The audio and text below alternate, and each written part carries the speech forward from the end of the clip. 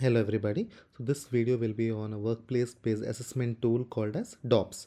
DOPS stands for Direct Observation of Procedural Skills. The challenge has been that recently medical education and other curriculums have shifted from your traditional to an outcome based model, and hence the previous existing forms of assessment may not be suitable to assess this outcome based model. So the current solution has been a workplace based assessment where DOPS plays an important role. DOPS assesses the DUS or the performance mode. So DOPS targets the highest level, and hence it may be directly applicable to real life or real patient care performance. Assessment tools like OSPI and OSCE usually assesses learning, and hence it is a form of a summative tool. Whereas when you look at DOPS, it is mainly assessment for learning, meaning this form of assessment aids the learning process.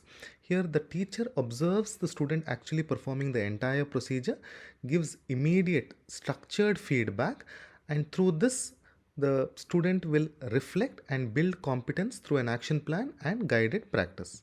The teacher and the student will decide on the competence, and then the entire procedure will be observed by the assessor. After the assessment, a structured evaluation will be done, following which immediate feedback will be given, and this feedback has to be constructive and immediate.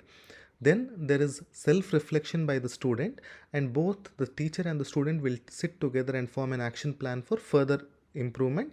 With this, the student will show an improved performance, and this cycle will go on. So the overall time limit that you can conduct this in is that you can have an initial briefing where you decide the competency in the first 2 minutes. The observation of the procedure has to be usually short. Any procedure that you can observe between 5 to 15 minutes. There must be a scoring, and the scoring should take place as the procedure is going on, and an additional 1 or 2 minutes can be dedicated to it, following which there is an immediate structured feedback which is for 5 to 10 minutes. So this is very crucial. Unlike your other forms of assessment, here feedback is more important than the assessment itself. There are various checklists already available on the internet, and you can modify them accordingly. You will see that the checklist will usually have an initial segment where it tells you about the details of the training, following which year the trainee is in and what is the kind of procedure, what is the level of complexity.